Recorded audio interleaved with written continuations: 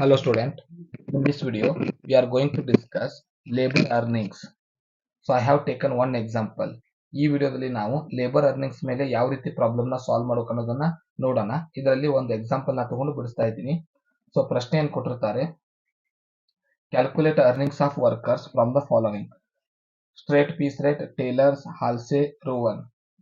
So method ಯಾವ್ಯಾವ ನೀವು solve ಮಾಡಬೇಕು ಅನ್ನೋದ್ರ ಬಗ್ಗೆ ಕೊಟ್ಟಿರ್ತಾರೆ. Working hours per day, hours ಕೊಟ್ಟಿರ್ತಾರೆ ಒಂದು. ಆ ನಾವು ಕ್ಯಾಲ್ಕುಲೇಟ್ ಮಾಡಬೇಕಾಗಿರೋದು ಎಷ್ಟು ಅವರ್ಸ್ ಇನ್ ಪೇಮೆಂಟ್, ಎಷ್ಟು ಅವರ್ಸ್ ಇನ್ ಅರ್ನಿಂಗ್ಸ್ ಅದ್ರ ಬಗ್ಗೆ ಕೊಟ್ಟಿರ್ತಾರೆ. Normal wages ₹15 per hour. So wages ಎಷ್ಟು ಅಂದ್ರೆ ಕೂಲಿ ಎಷ್ಟು ಒಂದು ಅವರಿಗೆ ಅದನ್ನು ಕೊಟ್ಟಿರ್ತಾರೆ. Standard time 20 minutes per unit. Work ಒಂದು ಯೂನಿಟ್ ತಯಾರಾಗೋದಕ್ಕೆ ಎಷ್ಟು ನಿಮಿಷ ಹೋಗುತ್ತೆ ಅದನ್ನು ಕೊಟ್ಟಿದ್ದಾರೆ, 20 minutes. Actual output 26 units. Differential rates 80% below and 120% above standard. So ಈ ರೀತಿ ಕ್ವಶನ್ ಕೊಟ್ಟಿರ್ತಾರೆ. ಫಸ್ಟ್ ನೀವು ಆನ್ಸರ್ ಸಾಲ್ವ್ ಮಾಡೋದಕ್ಕೆ ಮೊದಲು 8 ವರ್ಕಿಂಗ್ ನೋಟ್ ನ ಸಾಲ್ವ್ ಮಾಡ್ಕೋಬೇಕಾಗುತ್ತೆ. 8 ವರ್ಕಿಂಗ್ ನೋಟ್ಸ್ ನಾವು ಪ್ರಿಪೇರ್ ಮಾಡ್ಕೋಬೇಕಾಗುತ್ತೆ. ಮೊದಲನೇದು ಔಟ್ಪುಟ್ ಪರ್ ಅವರ್ ಅಂತ ಒಂದು ಆನ್ಸರ್ ಸಾಲ್ವ್ ಮಾಡ್ತೀವಿ. ಈ ಔಟ್ಪುಟ್ ಅವರ್ ನ ಹೇಗೆ ಸಾಲ್ವ್ ಮಾಡ್ಬೇಕಂದ್ರೆ, ಕ್ವಶನ್ ನಲ್ಲಿರುವಂತಹ ಸ್ಟ್ಯಾಂಡರ್ಡ್ ಅನ್ನೋ ವರ್ಡ್ ನ ಹುಡುಕ್ಬೇಕು. ಅವ್ರು ಇದನ್ನ ಮಿನಿಟ್ಸ್ ನಲ್ಲಿ ಕೊಟ್ಟಿದ್ದಾರೋ ಸೆಕೆಂಡ್ಸ್ ನಲ್ಲಿ ಕೊಟ್ಟಿದ್ದಾರೋ ನೋಡ್ಬೇಕು. ಅವರು ಮಿನಿಟ್ಸ್ ನಲ್ಲಿ ಕೊಟ್ಟಿದ್ರೆ ನೀವು ಇದನ್ನ 16 ಇಂದ ಡಿವೈಡೆಡ್ ಬೈ ಮಾಡಬೇಕು. ಸೆಕೆಂಡ್ಸ್ ಅಲ್ಲಿ ಕೊಟ್ಟಿದ್ರೆ ಅದನ್ನ 3600 ಇಂದ ಡಿವೈಡೆಡ್ ಬೈ ಮಾಡಬೇಕು. ಅವ್ರು ಕೊಟ್ಟ ನಂಬರ್ ಏನಿರುತ್ತೆ ಅದನ್ನ ಡಿವೈಡೆಡ್ ಬೈ ತಗೋಬೇಕು. ಈ 63,600 ನೀವೇ ಡಿಸೈಡ್ ಮಾಡೋದು. ಮಿನಿಟ್ಸ್ ಇದ್ರೆ 1 ಅವರ್ಗೆ 60 ಮಿನಿಟ್ಸ್, ಅಲ್ಲಿ ಸೆಕೆಂಡ್ಸ್ ಇದ್ರೆ 1 ಅವರ್ಗೆ 3600 ಯೂನಿಟ್ಸ್ ಇರುತ್ತೆ.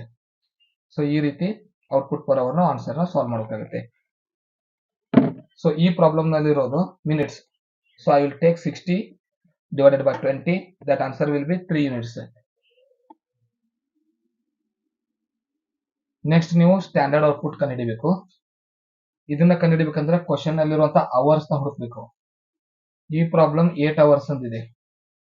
ಸೊ ನೀವೇನ್ ಕಂಡುಹಿಡಿದಿರ್ತಾರ 1 ಅವರ್ ಇನ್ ಯೂನಿಟ್ ನ ಅದನ್ನ ಮಲ್ಟಿಪ್ಲೈ ಮಾಡ್ಕೋಬೇಕು. ಎರಡನೇ ವರ್ಕಿಂಗ್ ನೋಟ್ ಕಂಡುಹಿಡಿಬೇಕಂದ್ರೆ ಈ ಪ್ರಾಬ್ಲಮ್ ನಲ್ಲಿರೋದು 8 ಅವರ್ಸ್, ಅದಕ್ಕೆ ನಾವು ಮಲ್ಟಿಪ್ಲೈ ಮಾಡ್ತಿರೋದು 3 ಯೂನಿಟ್ಸ್. ಏನು ಔಟ್ಪುಟ್ ಪರ್ ಅವರ್ ಕಂಡಿದ್ದೀವಿ ಅದನ್ನ ಮಲ್ಟಿಪ್ಲೈ ಮಾಡ್ತಾ ಇದೀವಿ. 8 into 3 ಅಂದ್ರೆ 24 ಯೂನಿಟ್ಸ್. ನೆಕ್ಸ್ಟ್ ವರ್ಕಿಂಗ್ ನೋಟ್ ನೀವು ಆಕ್ಚುಲ್ ಔಟ್ಪುಟ್ ಅಂದ್ರೆ ಕ್ವಶನ್ ಅಲ್ಲಿ ಕೊಟ್ಟಿರುವಂತಹ ಯೂನಿಟ್ಸ್ ನ ಆಸ್ ಇಟ್ ಈಸ್ ಬರ್ಕೋಬೇಕು.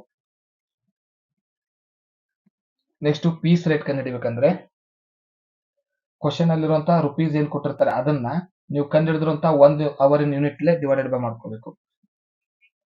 ₹15 ಇದೆ ಕ್ವಶನ್ ಅಲ್ಲಿ, 3 ಯೂನಿಟ್ಸ್ ಇದೆ. ಸೊ ಡಿವೈಡ್ ಮಾಡಿದಾಗ 5 ಬರುತ್ತೆ. Fifth working note time rate. Question ಅಲ್ಲಿ ಕೊಟ್ಟಿರುವಂತಹ ರುಪೀಸ್ ನ ಆಸ್ ಇಟ್ ಈಸ್ ಬರ್ಕೊಂಡ್ರೆ ಅದಕ್ಕೆ ಟೈಮ್ ರೇಟ್ ಅಂತ ಕರಿತೀವಿ.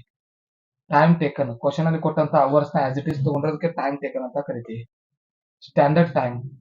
ಆಕ್ಚುಲ್ ಔಟ್ಪುಟ್ ನಾವೇನ್ ಕಂಡುಹಿಡಿದಿರ್ತೀವಿ ಇದರಲ್ಲಿ ಇರುತ್ತೆ. ಆಕ್ಚುಲ್ ಔಟ್ಪುಟ್ ಮತ್ತು ಸ್ಟ್ಯಾಂಡರ್ಡ್ ಔಟ್ಪುಟ್ ನ ಡಿವೈಡೆಡ್ ಬೈ ಮಾಡಿ ಇಂಟು ಟೈಮ್ ಟೇಕನ್. ಈ 3 ಟ್ರಾನ್ಸಾಕ್ಷನ್ ಇಂದ ಸೂತ್ರನ ಸಾಲ್ವ್ ಮಾಡ್ಕೋತೀವಿ. ಈ ಪ್ರಾಬ್ಲಮ್ ನಲ್ಲಿ ಆಕ್ಚುಲ್ ಔಟ್ಪುಟ್ 26 ಇದೆ, ಸ್ಟ್ಯಾಂಡರ್ಡ್ ಔಟ್ಪುಟ್ ನಾವು ಕಂಡುಹಿಡಿದಿದ್ದೀವಿ 24 ಇದೆ, ಟೈಮ್ ಟೇಕನ್ 8 ಅವರ್ಸ್ ಇದೆ. ಅದನ್ನ ಮಲ್ಟಿಪ್ಲೈ ಮಾಡಿದಾಗ 8.67 ಆನ್ಸರ್ ಬರುತ್ತೆ. ಟೈಮ್ ಸೇವ್ಡ್, ಸ್ಟ್ಯಾಂಡರ್ಡ್ ಟೈಮ್ ಮತ್ತು ಟೈಮ್ ಟೇಕನ್ ನ ಮೈನಸ್ ಮಾಡಿದಾಗ ಟೈಮ್ ಸೇವ್ಡ್ ಬರುತ್ತೆ. So 8.67 minus 8 hours, he saved 0.67 hours. These are main important working notes you have to prepare compulsory for calculating labor earnings. Now first method that asked in the question, straight piece rate. So the formula for piece rate system is earnings is equal to actual output into piece rate. In working note we have both transactions. Those are actual output here 26 units and piece rate here 5 rupees. So 26 into 5. So answer will be 26 into 5, 130 rupees.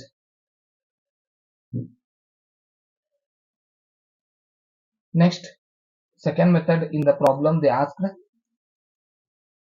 that is Taylor's differential piece rate system. So here they asked the second method, Taylor. So ಎರಡನೇ method Taylor ಮೇಲೆ problem ಹೇಗೆ solve ಮಾಡೋದು. So Taylor system ನಲ್ಲಿ ಅದ್ರ formula ಬರ್ಕೊಂತೀವಿ. ಅದ್ರ formula ಏನಿದೆ, actual output into piece rate into differential percentage. So we already know actual output that is given in the question, and already we have written it in the working note. 26 is the actual output. Piece rate is 5. We have calculated working note. Piece rate is 5 rupees. Differential percentage, there is no need to compare standard output to actual output. Always they provide more than the actual standard output. So just directly take 120 percentage to calculate earnings.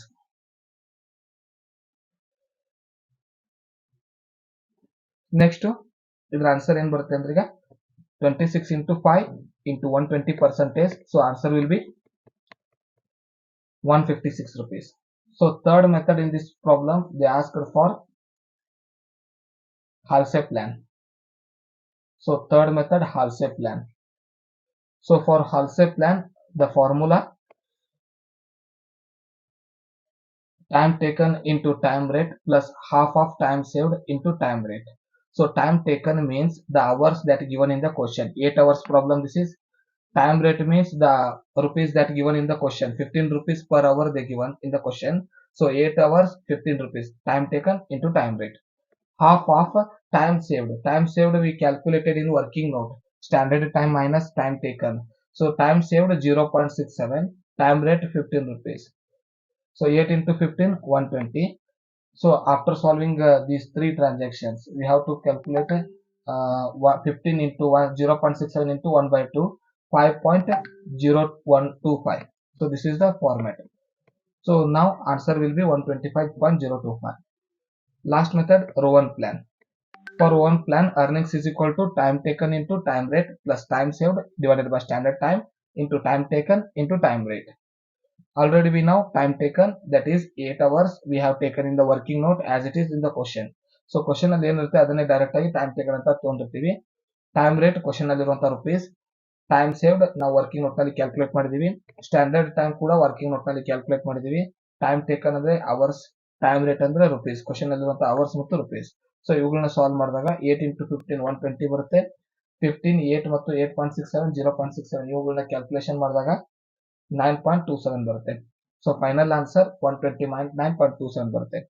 ಪ್ರಶ್ನೆ ಏನ್ ಕೇಳ್ತಾರೆ case ಸ್ಟಡಿಗೆ, ಈ problem solve ಮಾಡಿದ ನಂತರ which method is more beneficial to employee ಅಂತ ಕೇಳ್ತಾರೆ. So employee ಅಂದ್ರೆ ಕೆಲಸಗಾರ, ಅವನಿಗೆ ಹೈಯೆಸ್ಟ್ ಸ್ಯಾಲರಿ ಇರೋ ಮೆಥಡ್ ಇಷ್ಟ ಆಗುತ್ತೆ.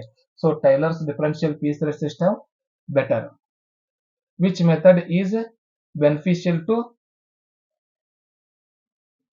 ಎಂಪ್ಲಾಯರ್ ಅಂತ ಕೇಳ್ತಾರೆ. ಕಂಪನಿಗೆ ಯಾವುದು ಬೆನಿಫಿಟ್ ಆಗುತ್ತೆ, ಕಡಿಮೆ ಪಗಾರ ಇರುವಂತಹ, ಕಡಿಮೆ ಸಂಬಳ ಕೊಡುವಂತ ಮೆಥಡ್ ಕಂಪನಿಗೆ ಲಾಭದಾಯಕ ಆಗಿರುತ್ತೆ. ಸೊ ಹಾಲ್ಸೆದು ಪ್ಲಾನು ಕಡಿಮೆ ಬಂದಿದೆ. ಸೊ ಹಾಲ್ಸೆ ಪ್ಲಾನು ಮತ್ತೆ ಟೇಲರ್ಸ್ ಪ್ಲಾನ್ ಎರಡು ಮೆಥಡ್ ಇದೆ. ಟೇಲರ್ಸ್ ಯಾವಾಗ್ಲೂ ಹೈಯೆಸ್ಟೇ ಬರುತ್ತೆ ಎಲ್ಲಾ ಪ್ರಾಬ್ಲಮ್ ನಲ್ಲಿ, ಲೀಸ್ಟ್ ಯಾವಾಗ್ಲೂ ಹಾಲ್ಸೆ ಪ್ಲಾನೇ ಬರುತ್ತೆ ನೀವು ಯಾವ ಪ್ರಾಬ್ಲಮ್ ಸಾಲ್ವ್ ಮಾಡಿದ್ರು ಕೂಡ. ಸೊ ಇವುಗಳನ್ನ ನೀವು ಆನ್ಸರ್ ಆಗಿ ಬರೀಬೇಕು. Taylor system is more benefit to employee. Halsey plan is more benefit to employer. So in next video we will discuss another example of labor earning. Thank you.